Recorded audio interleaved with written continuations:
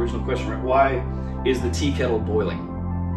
Well, one answer is that a series of gases are combusting at a particular rate in a particular place called a power plant, right? That we're burning fossil fuels, and those are pumping pistons and turning turbines and generating electricity. That this is also happening hydrologically at dams at very far distances, that all of this power is being funneled through a series of transformers over a series of wires, basically according to Coulomb's law and the Faraday principle, to make sure that the amplitude and the voltage are balanced so that we don't lose a variety of different energies through the wires as they come to our houses. When they come to our houses, the modulation goes back, and so suddenly we have 110 volts coming through this particular outlet that goes to this particular device, which again uses Coulomb's law and the Faraday principle and a variety of other different mechanics and magnetism, basically to generate joule energy, and that joule energy begins to excite the particles within this thing, the hydrogen, the oxygen, and that reaches 100 degrees Celsius and a particular degree Fahrenheit, according to PV equals nRT, and we're using pressure and temperature and volume and all these things to create water that boils.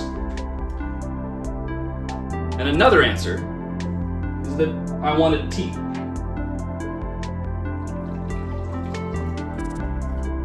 Now, the first answer is really important because otherwise I don't get tea. But the second answer is really important because otherwise, who cares about the first answer? This is the problem for the sciences. Without some answer of the question, does life matter, does science matter, is creation important, it becomes almost unnecessary to bother to study the sciences.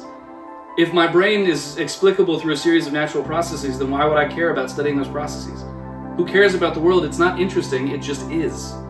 But if this world belongs to someone great who's actually got a purpose and a plan for it, well, then it's absolutely worth studying.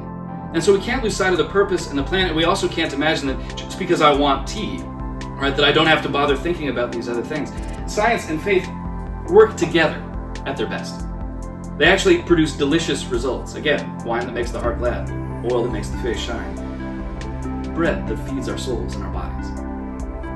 And that's what the psalmist would point us to, right? That we actually are able to meditate on the God of the universe, to talk about him and praise his glory, and that one of the best ways to do that is by exploring his creation.